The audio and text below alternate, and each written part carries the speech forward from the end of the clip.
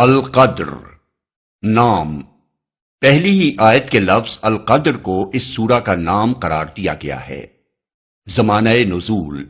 اس کے مکی اور مدنی ہونے میں اختلاف ہے۔ ابو حیان نے البحر المحیط میں دعویٰ کیا ہے کہ اکثر اہل علم کے نزدیک یہ مدنی ہے۔ علی بن احمد الواحدی اپنی تفسیر میں کہتے ہیں کہ یہ پہلی سورہ ہے جو مدینے میں نازل ہوئی۔ بخلاف اس کے الماوردی کہتے ہیں کہ اکثر اہل علم کے نزدیک یہ مکی ہے، اور یہی بات امام سیوطی نے اتقان میں لکھی ہے۔ ابن مردوے نے ابن عباس، ابن الزبیر اور حضرت عائشہ سے یہ قول نقل کیا ہے کہ یہ سورہ مکہ میں نازل ہوئی تھی۔ سورہ کے مضمون پر غور کرنے سے بھی یہی محسوس ہوتا ہے کہ اس کو مکہ ہی میں نازل ہونا چاہیے تھا، جیسا کہ ہم آگے واضح کریں گے۔ موضوع اور مضمون، اس کا موضوع لوگوں کو قرآن کی قدر و قیمت اور اہمیت سے آگاہ کرنا ہے۔ قرآن مجید کی ترتیب میں اسے سورہ علق کے بعد رکھنے سے خود یہ ظاہر ہوتا ہے کہ جس کتاب پاک کے نزول کا آغاز سورہ علق کی ابتدائی 5 آیات سے ہوا تھا، اسی کے متعلق اس سورہ میں لوگوں کو بتایا گیا ہے کہ وہ کس تقدیر ساز رات میں نازل ہوئی ہے، کیسی جلیل القدر کتاب ہے، اور اس کا نزول کیا معنی رکھتا ہے۔ سب سے پہلے اس میں اللہ تعالیٰ نے فرمایا ہے کہ ہم نے اسے نازل کیا ہے، یعنی یہ محمد صلی اللہ علیہ وسلم کی اپنی تصنیف نہیں ہے، بلکہ اس کے نازل کرنے والے ہم ہیں۔ اس کے بعد فرمایا کہ اس کا نزول ہماری طرف سے شب قدر میں ہوا ہے۔ شب قدر کے 2 معنی ہیں اور دونوں ہی یہاں مقصود ہیں۔ ایک یہ کہ یہ وہ رات ہے جس میں تقدیروں کے فیصلے کر دیے جاتے ہیں، یا بالفاظ دیگر یہ کوئی معمولی رات عام راتوں جیسی نہیں ہے، بلکہ یہ قسمتوں کے بنانے اور بگاڑنے کی رات ہے۔ اس میں اس کتاب کا نزول محض ایک کتاب کا نزول نہیں ہے، بلکہ یہ وہ کام ہے جو نہ صرف قریش، نہ صرف عرب، بلکہ دنیا کی تقدیر بدل کر رکھ دے گا۔ یہی بات سورہ دخان میں بھی فرمائی گئی۔ ملاحظہ ہو تفہیم القرآن جلد 4، سورہ دخان کا دیباچہ اور حاشیہ 3۔ دوسرے معنی یہ ہیں کہ یہ بڑی قدر و منزلت اور عظمت و شرف رکھنے والی رات ہے، اور آگے اس کی تشریح یہ کی گئی ہے کہ یہ 1000 مہینوں سے زیادہ بہتر ہے۔ اس سے کفار مکہ کو گویا متنبہ کیا گیا ہے کہ تم اپنی نادانی سے محمد صلی اللہ علیہ وسلم کی پیش کی ہوئی اس کتاب کو اپنے لیے ایک مصیبت سمجھ رہے ہو اور کوس رہے ہو کہ یہ کیا بلا ہم پر نازل ہوئی ہے، حالانکہ جس رات کو اس کے نزول کا فیصلہ صادر کیا گیا وہ اتنی خیر و برکت کی رات تھی کہ کبھی انسانی تاریخ کے 1000 مہینوں میں بھی انسان کی بھلائی کے لیے وہ کام نہیں ہوا تھا جو اس رات میں کر دیا گیا۔ یہ بات بھی سورہ دخان آیت 3 میں ایک دوسرے طریقے سے بیان کی گئی ہے، اور اس سورہ کے دیباچے میں ہم اس کی وضاحت کر چکے ہیں۔ آخر میں بتایا گیا ہے کہ اس رات کو فرشتے اور جبریل اپنے رب کے اذن سے ہر حکم لے کر نازل ہوتے ہیں، جسے سورہ دخان آیت 4 میں امر حکیم کہا گیا ہے، اور وہ شام سے صبح تک سراسر سلامتی کی رات ہوتی ہے، یعنی اس میں کسی شر کا دخل نہیں ہوتا، کیونکہ اللہ تعالیٰ کے تمام فیصلے بالآخر بھلائی کے لیے ہوتے ہیں۔ ان میں کوئی برائی مقصود نہیں ہوتی، حتیٰ کہ اگر کسی قوم کو تباہ کرنے کا فیصلہ بھی ہوتا ہے تو خیر کے لیے ہوتا ہے، نہ کہ شر کے لیے۔ بسم اللہ الرحمن الرحیم۔ شروع اللہ کے نام سے جو رحمان و رحیم ہے۔ اِنَّا أَنزَلْنَاهُ فِي لَيْلَةِ الْقَدْرِ وَمَا أَدْرَاكَ مَا لَيْلَةُ الْقَدْرِ، ہم نے اس قرآن کو شب قدر میں نازل کیا ہے، اور تم کیا جانو کہ شب قدر کیا ہے؟ نازل کیا ہے۔ اصل الفاظ ہیں انزلناہ، ہم نے اس کو نازل کیا ہے، لیکن بغیر اس کے کہ پہلے قرآن کا کوئی ذکر ہو، اشارہ قرآن ہی کی طرف ہے، اس لیے کہ نازل کرنا خود بخود اس پر دلالت کرتا ہے کہ مراد قرآن ہے۔ اور قرآن مجید میں اس امر کی بکثرت مثالیں موجود ہیں کہ اگر سیاق کلام یا انداز بیان سے ضمیر کا مرجع خود ظاہر ہو رہا ہو تو ضمیر ایسی حالت میں بھی استعمال کر لی جاتی ہے جبکہ اس کے مرجع کا ذکر پہلے یا بعد میں کہیں نہ کیا گیا ہو۔ یہاں فرمایا گیا ہے کہ ہم نے قرآن کو شب قدر میں نازل کیا ہے، اور سورہ بقرہ میں ارشاد ہوا ہے شہر رمضان الذی انزل فیہ القرآن، یعنی رمضان وہ مہینہ ہے جس میں قرآن نازل کیا گیا ہے، سورۃ البقرہ آیت نمبر 185۔ اس سے معلوم ہوا کہ وہ رات جس میں پہلی مرتبہ خدا کا فرشتہ غار حرا میں نبی صلی اللہ علیہ وسلم کے پاس وحی لے کر آیا تھا، وہ ماہ رمضان کی ایک رات تھی۔ اس رات کو یہاں شب قدر کہا گیا ہے اور سورہ دخان میں اسی کو مبارک رات فرمایا گیا ہے۔ انا انزلناہ فی لیلۃ مبارکہ، یعنی ہم نے اسے ایک برکت والی رات میں نازل کیا ہے، آیت نمبر 3۔ اس رات میں قرآن نازل کرنے کے دو مطلب ہو سکتے ہیں، ایک یہ کہ اس رات پورا قرآن حامل وحی فرشتوں کے حوالے کر دیا گیا، اور پھر واقعات اور حالات کے مطابق وقتاً فوقتاً 23 سال کے دوران میں جبرائیل علیہ السلام اللہ تعالیٰ کے حکم سے اس کی آیات اور صورتیں رسول اللہ صلی اللہ علیہ وسلم پر نازل کرتے رہے۔ یہ مطلب ابن عباس رضی اللہ عنہ نے بیان کیا ہے، بحوالے ابن جریر، ابن المنذر، ابن ابی حاتم، حاکم، ابن مردویہ، بیہقی۔ دوسرا مطلب یہ ہے کہ قرآن کے نزول کی ابتدا اس رات سے ہوئی، یہ امام شعبی کا قول ہے، اگرچہ ان سے بھی دوسرا قول وہی منقول ہے جو ابن عباس کا اوپر گزرا ہے، بحوالے ابن جریر۔ بہرحال دونوں صورتوں میں بات ایک ہی رہتی ہے کہ رسول اللہ صلی اللہ علیہ وسلم پر قرآن کے نزول کا سلسلہ اسی رات کو شروع ہوا، اور یہی رات تھی جس میں سورہ علق کی ابتدائی 5 آیات نازل کی گئیں۔ تاہم یہ بات اپنی جگہ ایک حقیقت ہے کہ قرآن کی آیات اور صورتیں اللہ تعالیٰ اسی وقت تصنیف نہیں فرماتا تھا جب رسول اللہ صلی اللہ علیہ وسلم اور آپ کی دعوت اسلامی کو کسی واقعے یا معاملے میں ہدایت کی ضرورت پیش آتی تھی، بلکہ کائنات کی تخلیق سے بھی پہلے ازل میں اللہ تعالیٰ کے ہاں زمین پر نوع انسانی کی پیدائش، اس میں انبیاء کی بعثت، انبیاء پر نازل کی جانے والی کتابوں، اور تمام انبیاء کے بعد آخر میں محمد صلی اللہ علیہ وسلم کو مبعوث فرمانے اور آپ پر قرآن نازل کرنے کا پورا منصوبہ موجود تھا۔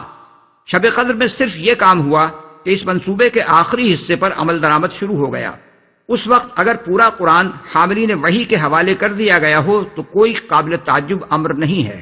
قدر کے معنی بعض مفسرین نے تقدیر کے لیے ہیں، یعنی یہ وہ رات ہے جس میں اللہ تعالیٰ تقدیر کے فیصلے نافذ کرنے کے لیے فرشتوں کے سپرد کر دیتا ہے۔ اس کی تائید سورہ دخان کی یہ آیت کرتی ہے، فیہا یفرق کل امر حکیم، یعنی اس رات میں ہر معاملے کا حکیمانہ فیصلہ صادر کر دیا جاتا ہے، آیت نمبر 5۔ بخلاف اس کے امام زہری کہتے ہیں قدر کے معنی عظمت و شرف کے ہیں، یعنی وہ بڑی عظمت والی رات ہے۔ اس معنی کی تائید اسی صورت کے ان الفاظ سے ہوتی ہے کہ شب قدر 1000 مہینوں سے زیادہ بہتر ہے۔ اب رہا یہ سوال کہ یہ کون سی رات تھی، تو اس میں اتنا اختلاف ہوا ہے کہ قریب 40 مختلف اقوال اس کے بارے میں ملتے ہیں، لیکن علماء امت کی بڑی اکثریت یہ رائے رکھتی ہے کہ رمضان کی آخری 10 تاریخوں میں سے کوئی ایک طاق رات شب قدر ہے، اور ان میں بھی زیادہ تر لوگوں کی رائے یہ ہے کہ وہ 27ویں رات ہے۔ اس معاملے میں جو معتبر احادیث منقول ہوئی ہیں انہیں ہم یہاں بیان کرتے ہیں۔ حضرت ابو ہریرہ رضی اللہ عنہ کی روایت ہے کہ رسول اللہ صلی اللہ علیہ وسلم نے لیلۃ القدر کے بارے میں فرمایا وہ 27ویں یا 29ویں رات ہے، بحوالے ابو داؤد طیالسی۔ دوسری روایت حضرت ابو ہریرہ سے یہ ہے کہ وہ رمضان کی آخری رات ہے، بحوالے مسند احمد۔ حضرت ابی بن کعب سے زر بن حبیش نے شب قدر کے متعلق پوچھا تو انہوں نے حلفن کہا اور استثناء نہ کیا کہ وہ 27ویں رات ہے، بحوالے احمد، مسلم، ابو داؤد، ترمذی، نسائی، ابن حبان۔ حضرت ابو ذر رضی اللہ عنہ سے اس کے بارے میں دریافت کیا گیا تو انہوں نے کہا کہ حضرت عمر، حضرت حذیفہ اور اصحاب رسول اللہ صلی اللہ علیہ وسلم میں سے بہت سے لوگوں کو اس میں کوئی شک نہ تھا کہ وہ رمضان کی 27ویں رات ہے، بحوالے ابن ابی شیبہ۔ حضرت عبادہ بن صامت کی روایت ہے کہ رسول اللہ صلی اللہ علیہ وسلم نے فرمایا کہ شب قدر رمضان کی آخری 10 راتوں میں سے طاق رات ہے، 21ویں یا 23ویں یا 25ویں یا 27ویں یا 29ویں یا آخری، مسند احمد۔ حضرت عبداللہ ابن عباس رضی اللہ عنہ کہتے ہیں کہ رسول اللہ صلی اللہ علیہ وسلم نے فرمایا اسے رمضان کی آخری 10 راتوں میں تلاش کرو جبکہ مہینہ ختم ہونے میں 9 دن باقی ہوں یا 7 دن باقی یا 5 دن باقی، بحوالے بخاری۔ اکثر اہل علم نے اس کا مطلب یہ لیا ہے کہ حضور کی مراد طاق راتوں سے تھی۔ حضرت ابو بکرہ کی روایت ہے کہ 9 دن باقی ہوں یا 7 دن یا 5 دن یا 3 دن یا آخری رات، مراد یہ تھی کہ ان تاریخوں میں لیلۃ القدر کو تلاش کرو، بحوالے ترمذی اور نسائی۔ حضرت عائشہ رضی اللہ عنہا کی روایت ہے کہ رسول اللہ صلی اللہ علیہ وسلم نے فرمایا کہ شب قدر کو رمضان کی آخری 10 راتوں میں سے طاق رات میں تلاش کرو، بحوالے بخاری، مسلم، احمد، ترمذی۔ حضرت عائشہ رضی اللہ عنہا اور حضرت عبداللہ بن عمر رضی اللہ عنہ کی یہ بھی روایت ہے کہ رسول اللہ صلی اللہ علیہ وسلم نے تعزیست رمضان کی آخری 10 راتوں میں اعتکاف فرمایا ہے۔ اس معاملے میں جو روایات حضرت معاویہ، حضرت ابن عمر، حضرت ابن عباس رضی اللہ عنہم وغیرہ بزرگوں سے مروی ہیں، ان کی بنا پر علماء سلف کی بڑی تعداد 27ویں رمضان ہی کو شب قدر سمجھتی ہے۔ غالباً کسی رات کا تعین اللہ اور اس کے رسول کی طرف سے اس لیے نہیں کیا گیا ہے کہ شب قدر کی فضیلت سے فیض اٹھانے کے شوق میں لوگ زیادہ سے زیادہ راتیں عبادت میں گزاریں اور کسی ایک رات پر اکتفا نہ کریں۔ یہاں یہ سوال پیدا ہوتا ہے کہ جس وقت مکہ معظمہ میں رات ہوتی ہے اس وقت دنیا کے ایک بہت بڑے حصے میں دن ہوتا ہے، اس لیے ان علاقوں کے لوگ تو کبھی شب قدر کو پا ہی نہیں سکتے۔ اس کا جواب یہ ہے کہ عربی زبان میں اکثر رات کا لفظ دن اور رات کے مجموعے کے لیے بولا جاتا ہے، اس لیے رمضان کی ان تاریخوں میں سے جو تاریخ بھی دنیا کے کسی حصے میں ہو، اس کے دن سے پہلے والی رات وہاں کے لیے شب قدر ہو سکتی ہے۔ لیلۃ القدر خیر من 1000 شہر، شب قدر 1000 مہینوں سے زیادہ بہتر ہے۔ مفسرین نے بالعموم اس کے معنی یہ بیان کیے ہیں کہ اس رات کا عمل خیر 1000 مہینوں کے عمل خیر سے افضل ہے جن میں شب قدر شمار نہ ہو۔ اس میں شک نہیں کہ یہ بات اپنی جگہ درست ہے، اور رسول اللہ صلی اللہ علیہ وسلم نے اس رات کے عمل کی بڑی فضیلت بیان کی ہے۔ چنانچہ بخاری و مسلم میں حضرت ابو ہریرہ رضی اللہ عنہ کی روایت ہے کہ حضور صلی اللہ علیہ وسلم نے فرمایا، من قام لیلۃ القدر ایمانا و احتسابا غفر له ما تقدم من ذنبہ، یعنی جو شخص شب قدر میں ایمان کے ساتھ اور اللہ کے اجر کی خاطر عبادت کے لیے کھڑا رہا، اس کے تمام پچھلے گناہ معاف ہو گئے۔ اور مسند احمد میں حضرت عبادہ بن صامت کی روایت ہے کہ حضور صلی اللہ علیہ وسلم نے فرمایا کہ شب قدر رمضان کی آخری 10 راتوں میں ہے، جو شخص ان کے اجر کی طلب میں عبادت کے لیے کھڑا رہا اللہ اس کے اگلے پچھلے گناہ معاف کر دے گا۔ لیکن آیت کے الفاظ یہ نہیں ہیں کہ العمل فی لیلۃ القدر خیر من العمل فی 1000 شہر، یعنی شب قدر میں عمل کرنا 1000 مہینوں میں عمل کرنے سے بہتر ہے، بلکہ فرمایا یہ گیا ہے کہ شب قدر 1000 مہینوں سے بہتر ہے، اور 1000 مہینوں سے مراد بھی گنے ہوئے 83 سال 4 مہینے نہیں ہیں، بلکہ اہل عرب کا قاعدہ تھا کہ بڑی کثیر تعداد کا تصور دلانے کے لیے وہ 1000 کا لفظ بولتے تھے۔ اس لیے آیت کا مطلب یہ ہے کہ اس ایک رات میں خیر اور بھلائی کا اتنا بڑا کام ہوا کہ کبھی انسانی تاریخ کے کسی طویل زمانے میں بھی ایسا کام نہ ہوا تھا۔ تنزل الملائکۃ والروح فیہا بإذن ربہم من کل امر سلام ہی حتی مطلع الفجر، فرشتے اور روح اس میں اپنے رب کے اذن سے ہر حکم لے کر اترتے ہیں، وہ رات سراسر سلامتی ہے طلوع فجر تک۔ روح سے مراد جبرائیل علیہ السلام ہیں، جن کے فضل و شرف کی بنا پر ان کا ذکر فرشتوں سے الگ کیا گیا ہے۔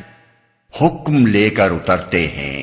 یعنی وہ بطور خود نہیں آتے بلکہ اپنے رب کے اذن سے آتے ہیں، اور ہر حکم سے مراد وہی ہے جسے سورہ دخان کی آیت نمبر 5 میں امر حکیم یعنی حکیمانہ کام کہا گیا ہے۔ طلوع فجر تک یعنی شام سے صبح تک وہ پوری رات خیر ہی خیر ہے، ہر شر اور فتنے سے پاک۔